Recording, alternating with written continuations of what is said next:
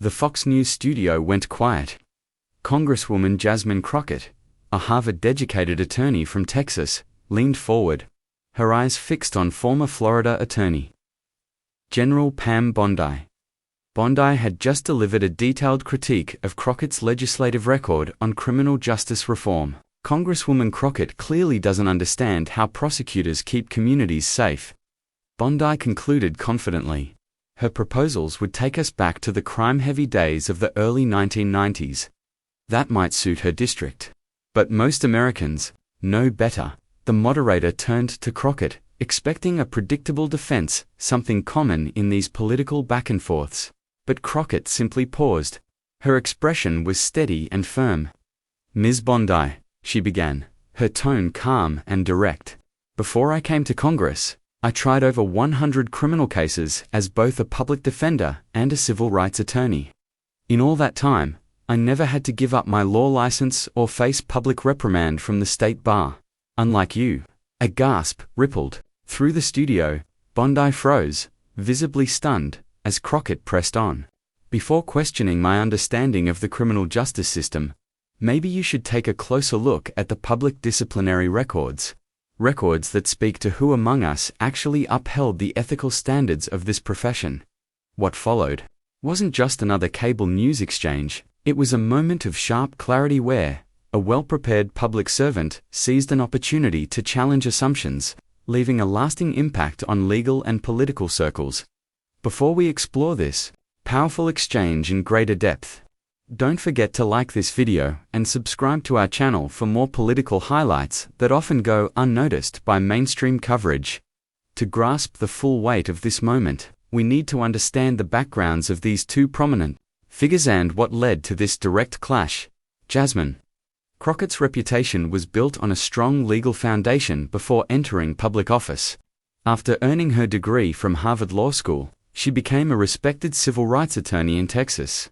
She handled high-profile cases involving police misconduct and also served as a public defender, advocating for those without the means to afford legal counsel. Known for her careful preparation and sharp cross-examination skills, Crockett earned respect and caution from opposing attorneys. When elected to the Texas state legislature in 2020, she brought that same rigorous approach to legislative hearings, quickly gaining attention for her pointed questioning. Her 2022 election to Congress took that same method to the national level, where she became known for focusing on substance over political theater. "The law isn't about image or soundbites," Crockett declared in one of her first major speeches in Congress. "It's about evidence, facts, and accountability. That's how I practiced law, and that's how I legislate." Pamela Jo Bondi's path to the national stage took a different route.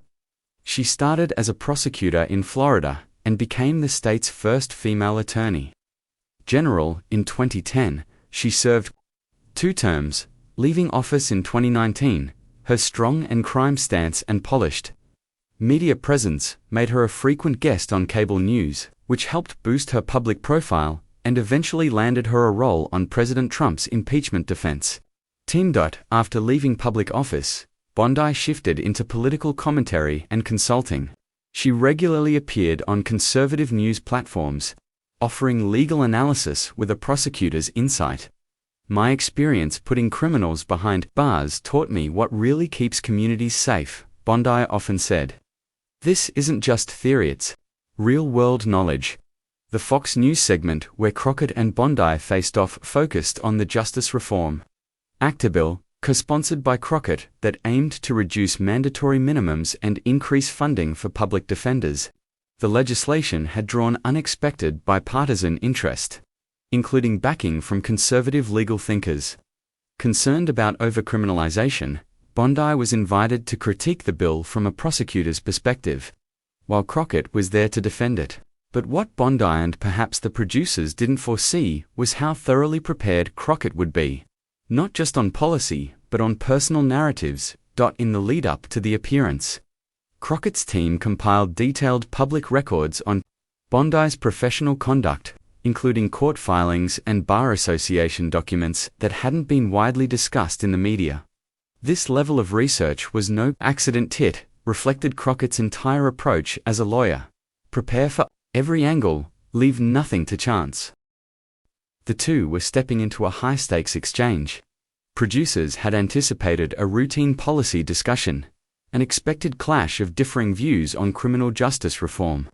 What unfolded instead was a striking moment of accountability that quickly captured national attention and altered how both women were perceived in the public eye. The Fox News Justice in America segment opened predictably.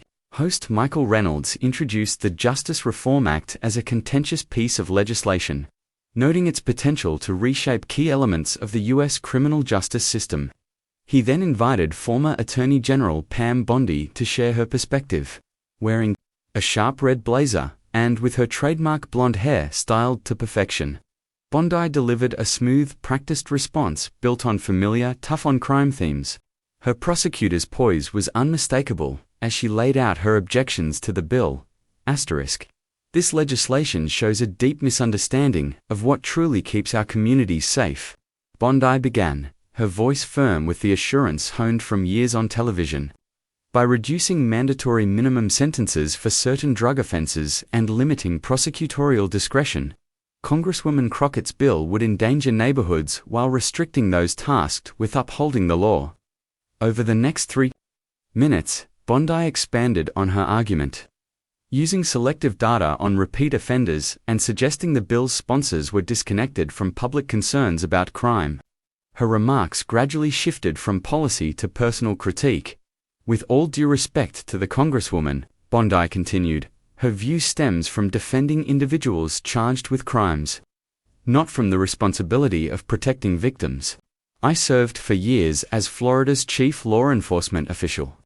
This academic approach to criminal justice may sound good in theory, but it doesn't hold up in the real world. She concluded with a pointed statement. Clearly intended as a final blow, Congresswoman Crockett doesn't grasp how prosecutors safeguard communities. Her policies would take us back to the violent crime waves of the early 90s that might appeal to her district, but most Americans won't support it. Throughout Bondi's remarks, Crockett remained composed, occasionally jotting down notes. She didn't react, even as the critique became increasingly personal. When host Michael Reynolds turned to her for a response, Crockett offered a polite "thank you" before turning directly to Bondi. Ms. Bondi, she began, her tone calm but firm. Before joining Congress, I tried over 100 criminal cases both as a public defender and a civil rights lawyer. In all that time, I was never forced to give up my law license due to ethics violations, nor was I publicly reprimanded by the state bar. Unlike you, the audience reacted audibly. Bondi's confident expression faltered. For those watching who may not know, Crockett continued evenly. Ms. Bondi was officially reprimanded by the Florida bar in 2013 for ethics violations, specifically for delaying an execution to attend a political fundraiser. She later temporarily surrendered her law license after further findings by the bar's ethics panel. Crockett then transitioned smoothly from Bondi's record to the legislative debate. Now regarding the Justice Reform Act, Ms. Bondi's comments misrepresent several major aspects of the bill. It preserves strict penalties for violent crimes, while tackling long-standing disparities in how non-violent offenses are prosecuted and sentenced. She proceeded to counter each of Bondi's claims with specific sections of the bill, referencing studies from both conservative and progressive organizations. The data simply doesn't support Ms. Bondi's argument on public safety. In fact, states like Texas, South Carolina, and Ohio under Republican leadership have implemented similar reforms and seen crime rates fall along with incarceration costs. Holding up a document, Crockett continued. I have here endorsements from the Fraternal Order of Police, the Association of Prosecuting Attorneys, and former Attorney General Michael Mukasey, who served under President George W. Bush. These aren't fringe voices, they're respected law enforcement leaders who recognize the urgent need for reform. Host Michael Reynolds, clearly taken aback by the turn the segment had taken, tried to steer the conversation back. Ms. Bondi, he asked, would you like to respond to Congresswoman Crockett's remarks about your professional history? Having regained some composure, Bondi attempted to redirect the focus. We're here to talk about policy, not personal smears, she replied. My record as Florida's Attorney General speaks for itself. These are minor administrative matters that have no relevance to the content of this legislation. Crockett's reply was crisp, delivered with the skill of a seasoned trial attorney. With all due respect, Ms. Bondi, you began this segment by questioning my qualifications and implying that my experience was merely academic. If we're going to examine someone's background to determine credibility, it should go both ways. When someone cites their experience as the foundation of their authority, the accuracy of that experience becomes fair game, Crockett continued. And let's be clear, ethics violations by prosecutors aren't just minor administrative oversights, they are serious breaches of public trust and directly affect the fairness and integrity of our legal system. She went on to explain that the Justice Reform Act includes provisions aimed at increasing prosecutorial accountability, precisely because misconduct can lead to wrongful convictions and weaken faith in the justice system. By this point, it was clear to viewers that Bondi was on unfamiliar ground. Known for playing offense in televised debates, she was now on the defensive up against an opponent who had clearly out-prepped anyone she'd encountered on camera before. The American people can tell the difference between being tough on crime and being smart on crime, Crockett said. This bill represents the smart approach, one that upholds public safety while correcting documented disparities and inefficiencies. It has the support of law enforcement officials, fiscal conservatives worried about the cost of mass incarceration, and victims' rights advocates who understand justice isn't just about long sentences. As the segment neared its close, Crockett maintained her composed tone as she offered a final rebuttal. Ms. Bondi implied that my approach may suit my district, but not the country. I'd point out that this legislation has co-sponsors from rural, suburban, and urban districts nationwide. Perhaps she should consider that Americans across communities want a justice system that is fair, effective, and fiscally responsible, not just one that sounds good on cable news. In the control room, producers recognized the moment's significance and decided to extend the segment beyond its original time slot. Michael Reynolds, a seasoned host accustomed to controlling tense discussions, looked briefly unsure of how to proceed. We have about a minute left, Reynolds said finally. Ms. Bondi, your closing thoughts on the Justice Reform Act. Bondi, trying to recover her footing, reverted to broader points about safety, steering clear of further personal attacks. Prosecutors are on the front lines of keeping communities safe. Any proposal that restricts their tools should be examined closely, she said, avoiding direct reference to Crockett's comments. When Reynolds offered Crockett the final word, she delivered what would become the most shared moment of the segment. Ms. Bondi, I've spent my career in actual courtrooms. Just talking about them on television, Crockett said. The Justice Reform Act is built on data, not drama. It's about facts, not feelings. And I welcome any serious debate with someone who's taken the time to read the legislation. She paused before concluding. What I won't accept is a distorted portrayal of my qualifications from someone whose own record wouldn't stand up to basic scrutiny. The public deserves better from its justice system, and from those who comment on it. As Reynolds wrapped the discussion and thanked both guests, the camera caught Bondi's reaction, a mix of surprise and restrained admiration. That moment was quickly clipped and widely circulated online. The immediate fallout from the exchange showed just how rare it is for live television to deliver such an unscripted, impactful moment. As the program cut to commercial, the studio buzzed. Several audience members approached Crockett to express support for her focused and powerful response. Behind the scenes, producers in the control room exchanged looks, fully aware they had just aired something exceptional. Unlike the typical segment designed to stir emotion without substance, this debate had featured serious policy discussion and a direct, credible challenge to a high-profile commentator. Delivered more like a legal cross-examination than a partisan skirmish, it left a mark. We just witnessed a masterclass in preparation outmatching reputation. One producer was heard saying, Crockett didn't just come ready to defend her bill, she came ready for anything Bondi might bring, even her past.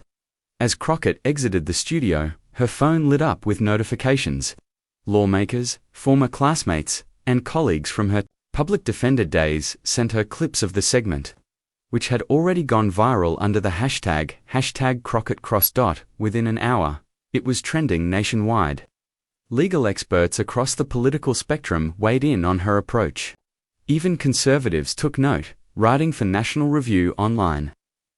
Former federal prosecutor Andrew McCarthy commented, "Regardless of where you stand on the Justice Reform Act, Congresswoman Crockett offered a blueprint for how to address criticism while reinforcing credibility.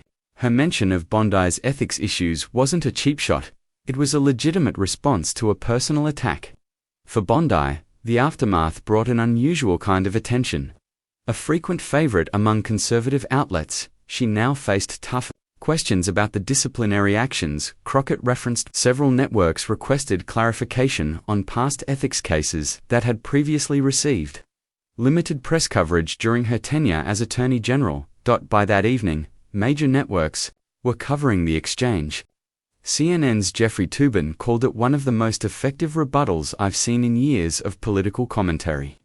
Crockett didn't lash out, she calmly laid out facts and shifted immediately back to policy.